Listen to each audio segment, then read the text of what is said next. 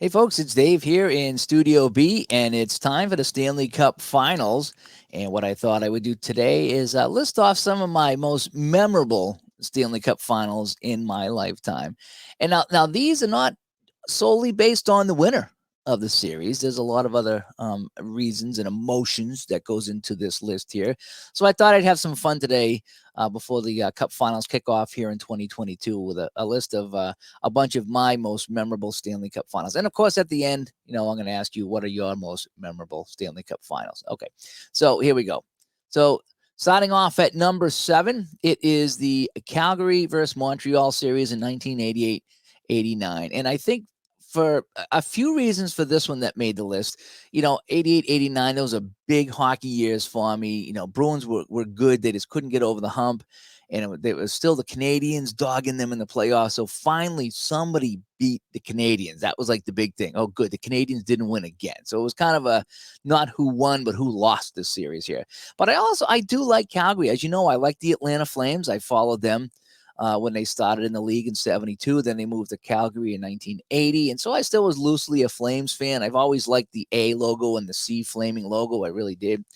And I mean, and just look at who's on the Flames here: Theo Fleury, Dougie Gilmore, Herdina, Hawken Lube, McGinnis, Jamie McCowan, Brad McKinnon, Lanny McDonald, Lanny with a mustache, Joey Mullen, Newendike, Otto, Ramage, Mike Vernon in the net. I mean, this was just a cornucopia of superstars on this Calgary team.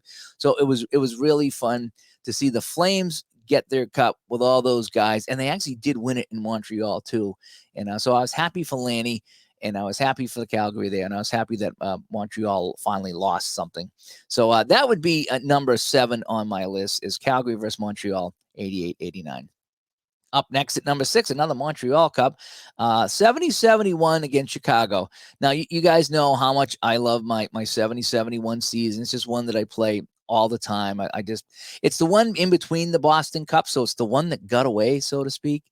And this is the year that Dryden stepped in and stoned the Bruins. And I remember Phil Esposito shooting the puck and lifting the stick, and Dryden made the save. And that's just kind of, a little microcosm of that series there. But this was a great series. It went 7 games. Tony Esposito in the finals. I love Tony. All those guys, Makita and everybody. And Chicago had a chance to win it at home. Montreal pulls it out, but it was a great 7-game series. And it was it's one of my favorite seasons to play, because the Bruins were really good that year and they just didn't win it. So I think maybe that's the allure to this season. Again, it's the one that got away, but this one went 7. So this makes the list of some of my most memorable Stanley Cup Series finals. This one here, again, the Bruins didn't win this one, but I vividly remember watching this. Okay, I was 7 years old. And I remember the game 6 in Philadelphia there, and my mother set up a little table, and she put some popcorn on there for me and my friends. We were watching the game, and then as the game went on and Philadelphia was winning, and it didn't look like the Bruins would come back one by one, my friends started to leave. I was like, oh. So then the game ended, and the Bruins lost. And I remember, it was a nice day, so I walked a couple of streets over to my friend's house that, they were all watching the game. Now they're all watching it at his house. And they're watching the Flyers skating around the cup, and I'm all bummed out. And I remember my buddy's older brother going, "Oh, I wanted the Flyers to win." Yeah, sure you did. Nobody in this town wanted the Flyers to win. And so but it was just very memorable that I was 7. That's just when I started to, have some, cognizant memories that, remember some of this stuff. And I do remember actually being in a store when this series was going on. And there was a game in Philadelphia, and they had the Bruins game on the radio. And I don't know what store we were in, but I remember there was a play where the goalie covered it up on the goal line, and they probably should have been a Boston goal, but they couldn't see it over the line. And I just remember that play from a game in Philadelphia. So I don't know if that was game 3 or 4 or whatever it was. But, it wasn't, you couldn't get everything on the TV everywhere back in 73, 74. So I remember being in a store, and they had the Bruins on the radio and hearing that. And I'm like, oh man, the Bruins got to win, and they didn't, and the whole bit. But so 73-74 is one of the first series I remember listening on the radio and watching on TV and have some memories of. And again, that was right at the tail end of the good Big Bad Bruins with Bobby Orr right there. So that's another memorable one for me, is 73-74. All right, up next is 79-80. And this one was the Islanders and the Flyers. This one also went 6 games, and I think this is one of those cases where I was glad the Flyers lost because they had beat the Bruins in that series we just talked about. Then they beat the Sabres, and they were just a really good team, but they were the Broad Street Bullies, and they were gooning it up, and I didn't like that style of play, so everybody was always rooting against the Flyers if you weren't from Philadelphia. And so the Islanders were up and coming, didn't know who they were, and they had a pretty good lineup of guys. And I remember watching that game 6 in Long Island, and the Flyers got screwed. Oh my gosh, I remember watching this game live, and the offside. If you go back and watch the highlights of this game, there was a drop. The guy went into the zone, he made a drop pass, and it went at least 2 feet beyond the blue line. Some say 3 feet to the other Islander teammate who brought it in over the line. Clearly offside, and they went in and they scored on the play, and the Flyers went nuts, and they allowed the goal because they didn't have the replay back then. But and then there was a high stick either after that or earlier in the game, and the guy shot it, and the guy hit with a high stick. I think the replay showed high stick. They allowed that goal, so the Flyers got screwed in game 6 here. And that's the one that went into overtime and the pass across, and they tipped it in. And the Islanders won that one there. But I remember watching that one live, and I remember those 2 plays there saying, wow, as much as I wanted the Islanders to win, the Flyers got screwed in that game there. But that's another fun series there. And everything from 79, 80, 81, that's a big wheelhouse for me with hockey, baseball, and football anyway. So I really enjoyed watching this series as well. And I did like the outcome as the Islanders won the cup there. Up next is, of course, we got to go to Ray Bourque. Ray Bourque, how many years did he spend in Boston? 20 years. And then he went to Colorado. And I remember he went to Colorado the year before this. And as much as I wanted him to win, I thought it would have been a little hollow. I always think it's a little hollow and a little cheap when someone gets traded to a team in March, late March, and they play a month with a team, then they win the cup.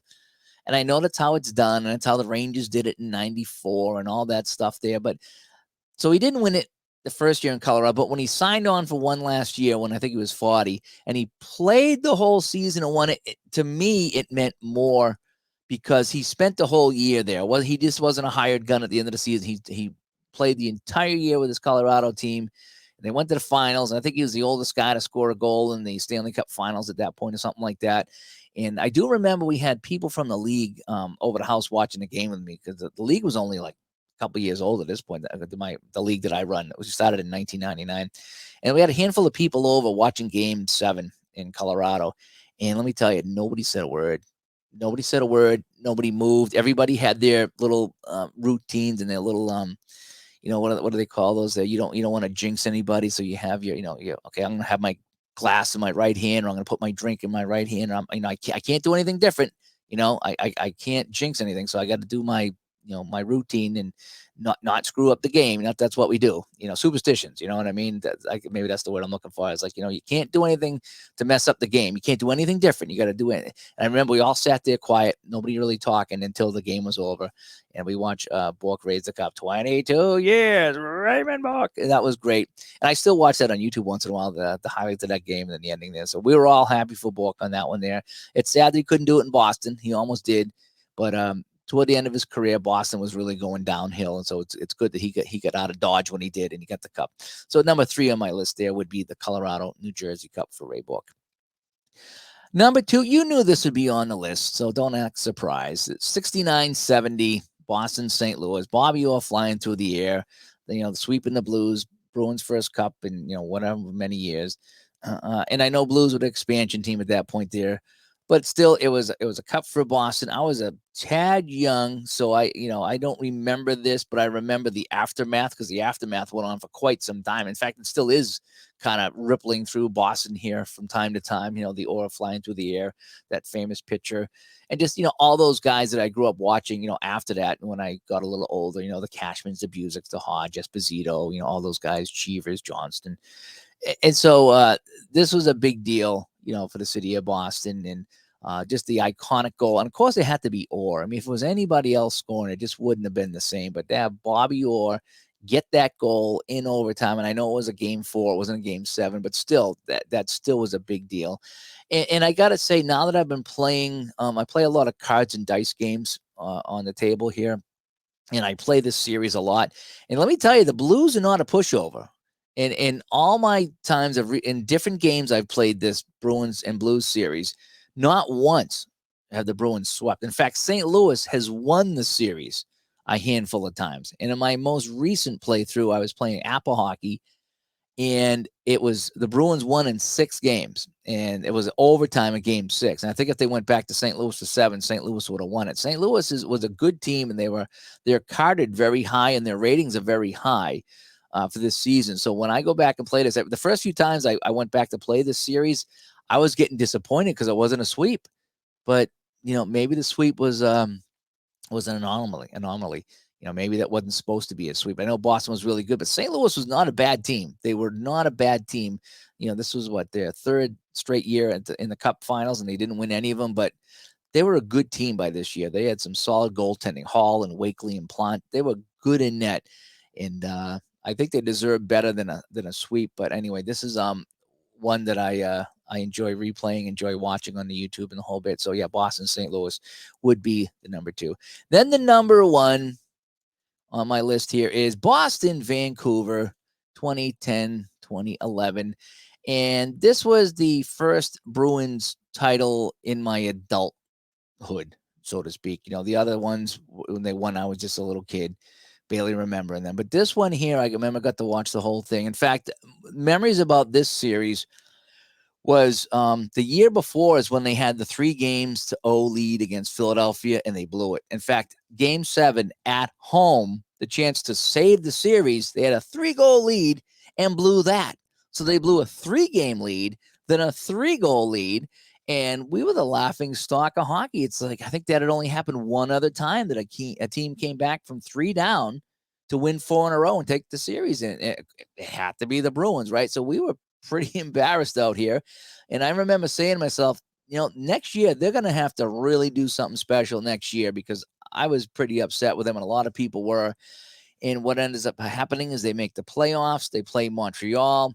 I think that went 7 games. And I think I was at a work meeting, actually, at a restaurant, and they had the game on. So we were kind of like half doing work and half watching the game. And I think a shot hit somebody in the skate and went in, and the Bruins won that. And I don't know if it was overtime or what it was, but that was like a great series against Montreal. And then they ended up playing Tampa Bay in the Eastern Conference Finals, I think it was. And I was in Pittsburgh. We had a roller hockey, the finals of roller hockey were out in Pittsburgh. So I remember I drove out there, and that series won 7 games too. And I remember someone texted me on the phone right in the middle of the game I was broadcasting. The Bruins are going to the Stanley Cup. And I remember saying right on the broadcast, well, congratulations to the Bruins. They're going to the Stanley Cup, blah, blah, blah, blah, blah. And then the Vancouver series came, and I think I ended up watching every game of that. I think it's the last time I watched every game of a Stanley Cup final was 2010, 2011. And from what I remember about this is that out in Vancouver, they lost in overtime, and then they lost by a goal. And then games 3 and 4 in Boston, they crushed the Canucks. They chased Luongo so badly. They were scoring 6, 7, 8 goals, I think. And then they went back to Vancouver for game 5 and lost by a goal again. Came home for game 6, crushed them again. And I think they chased Luongo in every game. I don't know if Luongo finished any of the games in Boston. That's how bad it was. And they went back for game 7. And you're like, they've been crushing them in Boston. They've only been losing by a goal out here. What can they do? And that's the one that they won 4-0. And I had I remember going to China Jade. I think me and the wife went to China Jade and said, well, we'll get a Scorpion Bowl too. We'll watch the first period. So we watched the first period, and we couldn't leave. You just couldn't leave, So we just sat there watching, and I watched the entire game 7 at the China Jade, having some drinks, and all celebrating, after they won in the whole bit. And I still remember hearing the Vancouver guy, because I remember listening to, as you do, is they won, so you watch it over and over and over. And I ended up getting the Vancouver feed. And when was it Marchand scored under the empty net to make it 4-0, and the play-by-play goes, and Marchand shoots and scores, and it's now 4-0. And the color guy goes, and that sucks. There's a Vancouver guy that was awesome, and that sucks. I remember that. But this has to be one of the top on my Stanley Cup memories and feelings and emotions a whole bit. This one here was getting the monkey off the back. We hadn't won anything since Bobby Orr, so they've been to a couple of cups. They've even been to a couple of cups since and haven't pulled it off. But this one here against the Canucks, they did get the win, and it was game 7 way out there. Chara lifting the cup in the whole bit. So this was probably one of the biggest ones in my memory. So anyway, hey, I'm Dave. And I hope you like this little list here. And I encourage you to let me know what's your favorite or most memorable Stanley Cup finals. Is it because a team won or a team lost, or maybe your favorite player scored a goal, or well, I mean, there's so many to choose from. I just chose my favorite 6 or 7 and just started to talk about them today. So what are yours? Let me know, and let me know why you have a specific memory about a Stanley Cup final. So I'm Dave. I'll talk to y'all later. Bye-bye.